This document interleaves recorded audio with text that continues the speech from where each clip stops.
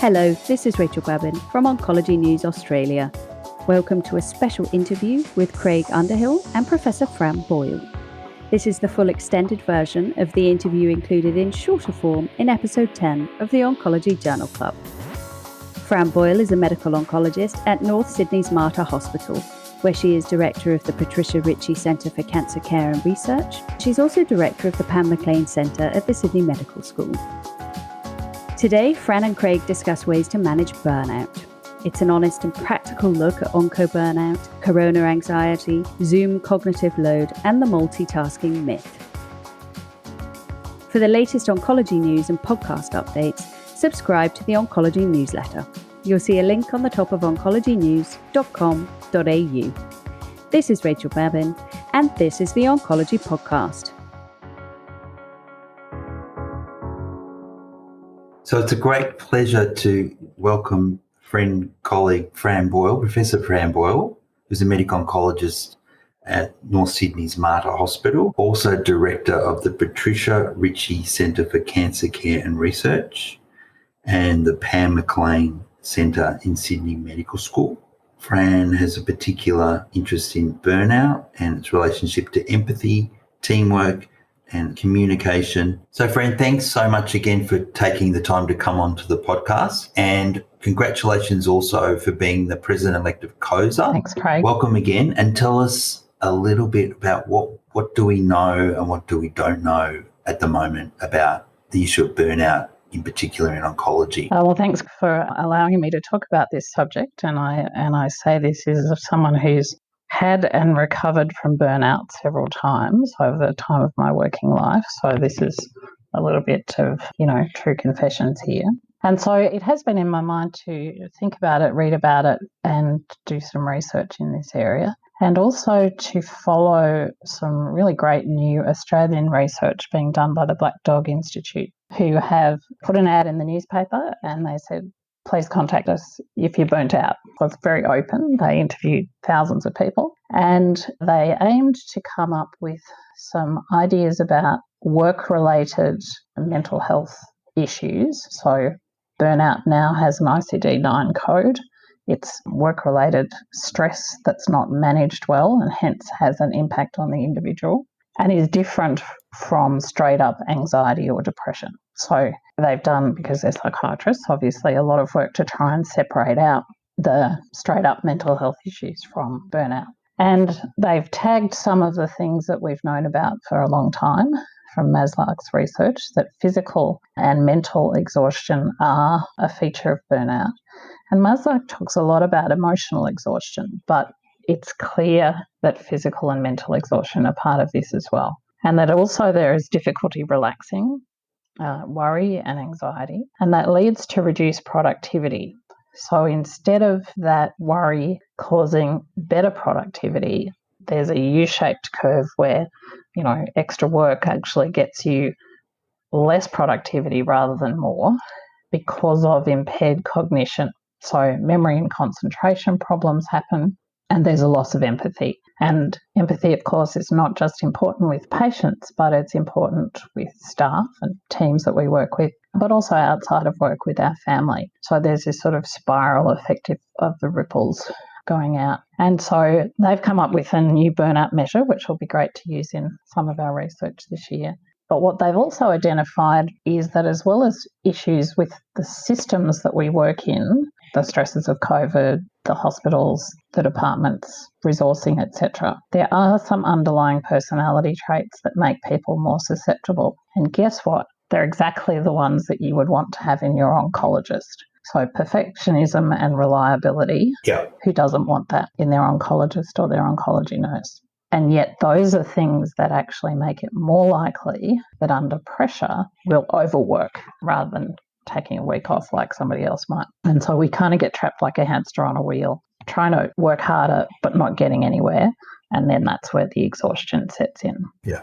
Is there a difference then between burnout and PTSD? Because I kind of feel like this year in our region we had the fires and we had patients coming in to visit us from evacuation centres and people had lost their houses. We had that. And then we had straight into COVID. And at the end of that first wave, it was sort of like, it was this sort of like post-trauma. Is that the same as burnout, or is that something different? I think there can be elements of PTSD in the oncology world. And I think about someone who's died recently in our ward who had, horrible fungating breast cancer all over their chest. And you just think, oh my God, and policemen who are faced with grisly scenes, and first responders definitely can get PTSD. But one of the aspects of PTSD that's important is the intrusive thoughts and some of the issues around triggering, and that probably is different from burnout. So they could coexist in someone who's a first responder, and oncologists can sometimes be in that position, but they're not exactly the same. So there's an element of chronicity to burnout, whereas PTSDs may be related to a particular event or events. Yes, so definitely chronicity. And there's also an element of exceeding one's capacity or the system's capacity to manage that issue. So it may not just be events themselves or changes in, I'm thinking about, introducing an EMR. It's what's the system capacity and the individual capacity to buffer that stress. And that actually doesn't just rely on what's happening at work. As you would know, it also relies on what's happening at home. And so some of the most difficult times are when we're dealing with young kids who are sick, trying to build a career, financially stressed, not able to take time off, maybe not having much support either at home or at work, and then something goes wrong that just the whole thing, the house of cards falls. I think that's also something that Maslach probably didn't touch on enough, probably because they were mostly men who were being interviewed back in the day, and with women and men having different roles in families now than they did 40 years ago, I think we have to really think about the home front as being an important buffering or stressing issue when we talk about workplace stress and how we manage that. Yeah. So I've heard you use the term corona anxiety or corona anxiety. So let's talk a little bit about burnout in 2020, corona anxiety, and Zoom. Because I always feel like Zoom makes me tired. Am I a bad person, not resilient, or is that a real thing? Oh, it's a real thing. So corona anxiety, of course, is what the general population are feeling at the moment, and doctors are not immune from that because we probably know a bit more about what to be really worried about, but also because we are exposed to the general public. And although we may feel that our political and administrative masters have our best interests at heart, I think especially early on there was a concern that there just wasn't enough protective equipment around. There weren't enough systems because everyone was scrambling to make do. And so I think, and my dad used to call it free-floating anxiety. I think there's a lot of that around at the moment. But one of the things that Zoom is good for is it stops us travelling, which is anxiety provoking, but it actually causes quite a significant cognitive load. So the work of empathy takes a lot of cognition. Your frontal lobe is working overtime. And if you're trying to do that down a video, it's working double overtime. So if you're actually interacting with people that you know well, it may be easy. But if you're on a board meeting that was discussing a difficult subject or a patient to whom you were breaking bad news, there's no doubt that you're using a bigger chunk of your brain and it's going to be more tiring. And so we need to think about some ways to make our online presence not too draining so that we can take advantage of the good things that is going to hopefully provide us with. So what are some of the practical things we can do in the Zoom meeting environment to lessen that fatigue? Well, I think there are some things that we can do. So what is important if we're talking with patients and trying to maintain that empathy is to be using the patient's name, I think is an important aspect, to be trying to still use gesture and touch. And of course you can't touch the patient, but what you can do is touch yourself. So you can touch your own hand or your own shoulder. And because we have mirror neurons when we're watching someone, that feels like someone's reached out to you. You can make eye contact with the camera on your laptop, which is actually usually not where your face is, but actually up the top in the middle. And if you want to particularly emphasize a point, just directing your eyes straight to the camera for a brief time helps the patient to know, okay, I'm really looking at you, not at myself. You can turn your own video off, so you can turn off self-view so that you're not distracted by that. And also, really importantly, look behind you, because we had a fun teaching session with radiation oncology registrars and we had an actor playing the role of the patient on Zoom. And she said, this guy's cold, he's unfeeling, I'm just not getting it. And he said, I'm trying so hard, I just keep leaning forward. And the further forward he leaned, the worse it got, because if you lean too close to the computer, everything distorts. And right behind him on the wall was a sign saying danger, and he didn't know it was there. So everything that he was trying to do was actually not working at all. So when you sit to do a telemedicine interview, make sure that the patient can see some of your body, not just your face, and that what is behind you looks as close as you can to what they would see if they were sitting in your office, not people walking past in an open office, not probes and nasty looking stuff, but something that looks vaguely friendly. I find that it's important to think about limiting the meeting, so break and agendas are good. It keeps people focused rather than having this free-ranging talk. I like the buttons where you can put your hand up. And I think those things are actually very important. And one of the suggestions is to always make sure that the meetings are booked for half an hour, not an hour, or preferably 25 minutes, so that you actually have a 5-minute break in between. Or if it's an hour's meeting, it's 50 minutes, it's not an hour. And of course, you can pre-program Zoom just to switch off, so that can be handy. But you don't have to have the video on. And so once you're actually having a conversation, you're turning off the images actually saves your brain a lot of work. That's probably the easiest thing to do to give yourself a bit of a break. And stand up.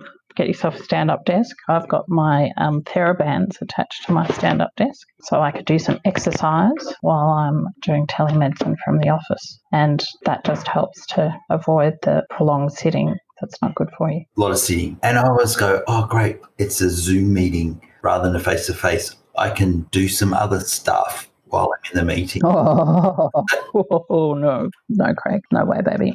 Because then you'll do nothing effectively. And so it's better to have a short meeting and concentrate and get off than it is to actually be trying to multitask.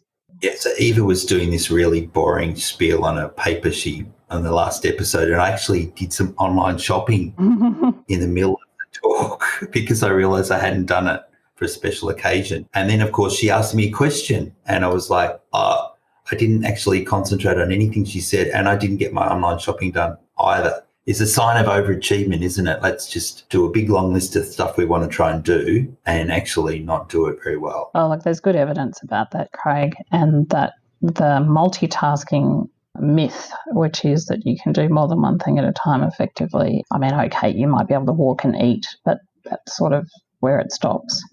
And if the cognitive load of what you're doing is significant, all you're actually doing is switching quickly between one thing and another, and that wastes time and effort. So it is better and easier to pay attention to what is in front of you, and that's one of the mindfulness strategies that helps to keep people from getting into that overload, adrenaline, buzzing, dropping things because you're not watching what you're doing or paying attention properly, and then it all falls apart. Yeah, so tell me about mindfulness, because I don't probably quite understand that as much as I should. And how is that useful in our professional life, and how is it useful actually as our job in oncology? Well, mindfulness, I think, taps into something that the body has always had as a regenerative system, which is the parasympathetic nervous system. And we talk a lot about sympathetic drive, but not enough about the parasympathetic. So it's the quiet, calm, breathing, digesting, resting stuff. And over the centuries, people from religious backgrounds of all kinds have worked out ways to get themselves into parasympathetic mode. So that might be sitting under a banyan tree with your legs crossed. It might be sitting on a pole in the desert. It might be walking by the ocean. It might be listening to headspace plugged into your ears. But essentially what they're using is the neurobiology of regeneration. And the idea of that is that it just helps to give yourself some rest and some focus, whereas the sympathetic nervous system is to get you out of danger. And running on danger all the time has many unhealthy consequences. So it doesn't really matter how you do it, but at some point during the day, it's wise to do so. And to build some of that into your work schedule might be just 3 deep breaths in between consultations. It might be stopping for a minute or two to notice the sound around you. What are the smells, the sights, the things you can feel? What active listening are you actually doing with the person that you're talking to? So there are many ways one can practice this. My interns and I do lots of mindful games. So one week you might do everything with your non-dominant hand, and another week you might spend time listening for 5 minutes every hour. And there are lots of things that you can do to increase your awareness of the present moment and stop your brain speeding ahead to the future or delving too far in the past. So getting some exercise on the way to work, stopping yourself to take that big breath if you're out of control, rather than just leaping into the next thing. So it's really being in the present. Being in the present, and it doesn't have to be deeply spiritual, although it can be. It doesn't have to be something that takes you out of the world. There's a wonderful book called 1 Second Ahead, which was written or co-written by one of my patients, and it talks about the fact that between the stimulus and your response, you have a second, which is your time to choose how you're going to react to a particular event or circumstance. And too often, the reflex action is too quick, and we're not giving ourselves that little pause, because maybe in that pause we want to say, no, I don't want to do that. That's not right. That's not for me. That's too much. It's time to stop. It's time to go home. And we get shoved into saying yes to a whole bunch of stuff that we don't really want to do. Yeah, I think a lot of us are bad at saying no. I think you need lessons, actually. No saying lessons. I would recommend that. Then the other person I've been reading, and if this author's not known to you, I can definitely recommend her, is an American social worker called Brené Brown, famous for a TED Talk about vulnerability and shame, but also a wonderful Netflix special and a number of books. And she talks about the fact that imperfection and recognising that we just need to be enough to get through the day rather than needing to be perfect all the time can allow us to be a lot healthier. And being empathic, which is what we want to be with our patients, requires a level of vulnerability. And so if we're always on adrenaline burst the whole time, empathy will suffer, compassion will suffer. And those are actually the things that make it good to go to work. If we lose the stuff that make good to go to work, then all we get is the annoying stuff. So Brené Brown, Gifts of Imperfection, definitely recommend it. Thank you, Fran. So we're going to talk in a minute about some practical tips of how to manage burnout. But how do we don't manage burnout? Alcohol. What? Yeah, sorry. And of course, the reason for that is that alcohol is like putting gasoline on a fire when you're anxious, because once you get past that first little good bit, you get more anxious, and it is not a useful thing long term. Now, of course, you want to have a nice Riverina Red with your dinner, and that's fine. But what I'm talking about is the kind of drinking that people do to relieve stress. So that's different kind of drinking. You know, I've had a terrible day. I walk in the house, the first thing I do is reach for a glass of wine. It's wine o'clock, it's gin o'clock, COVID o'clock, and hence we have an excuse to drink more. And unfortunately, that's not going to be helpful. Thanks, Fran. What are some of the practical things we can do to minimise our burnout? The first thing is awareness and asking for help if you are anxious or depressed. And if you are working in a toxic environment, recognising that and recognising that it's not all about you sometimes can be the most helpful thing. So I've stopped working in various places because they weren't healthy. And that's the first thing. Take stock. The second thing is to work out what matters most to you in your working life and try and see that those things are managed first. It's like triage. What's the most important? Is it the sickest patient? Is it the most demanding patient?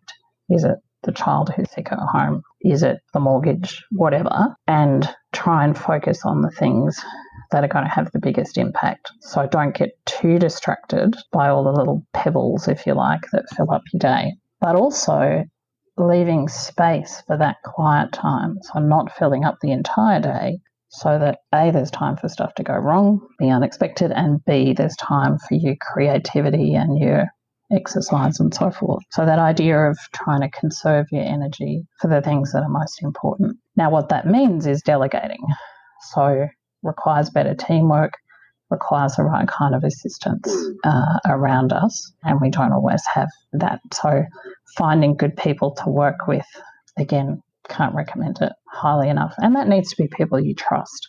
So not just people who are efficient at their job, but people who, if you had a difficulty encounter with a patient and you needed to say, I'm feeling really distressed about this, that there would be someone who would listen to you and not belittle you or shame you about that. So people who let you be vulnerable without trampling on you. So the people around you, very important. Your actual working hours are important. So you know my rule, Craig, that if you're working more than 56 hours a week, you're working too long. By 56, is that a third of the week? That's a third of the week. So if you're going to live 56 hours and sleep 56 hours, you need to only work 56 hours. So if you are working, and that includes your commute, so you travel to work more than 56 hours, you're eating into something else that's important. And what about screen time? There's a lot of talk about screen time. Is the screen time good or bad? I think screen time before bed is bad because a good night's sleep and whatever it takes to make that happen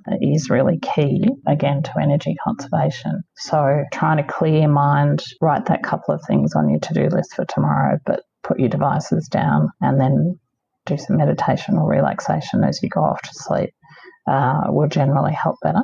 And I think it's one of the reasons that menopausal women often struggle, both our patients and ourselves, is that our sleep is very disturbed because of hot flushes and aching joints and so forth. And so that midlife around 50 is sometimes for men too, who end up with both sets of doona on top of them. So sleep disturbance is something to think about. And if you have terrible sleep, maybe you've got sleep apnea. Don't forget the medical diagnoses. So some of the things that can help, of course, are exercise, helps with sleep, preferably earlier in the day rather than late in the day. And getting some sunlight and getting outside during the day can help with sleep as well. Fantastic. So I'm a bit of a list person. So I guess, does that come into that? So one of the things I like to do, which I just did before we did this interview, was I wrote a list of what are the 3 most important things that I need to do when I get into work in the morning. And I find that is a good way to kind of dump that. So when I walk out the door, I don't have to worry about those priorities. I think that's a very good strategy, and don't make it too long. So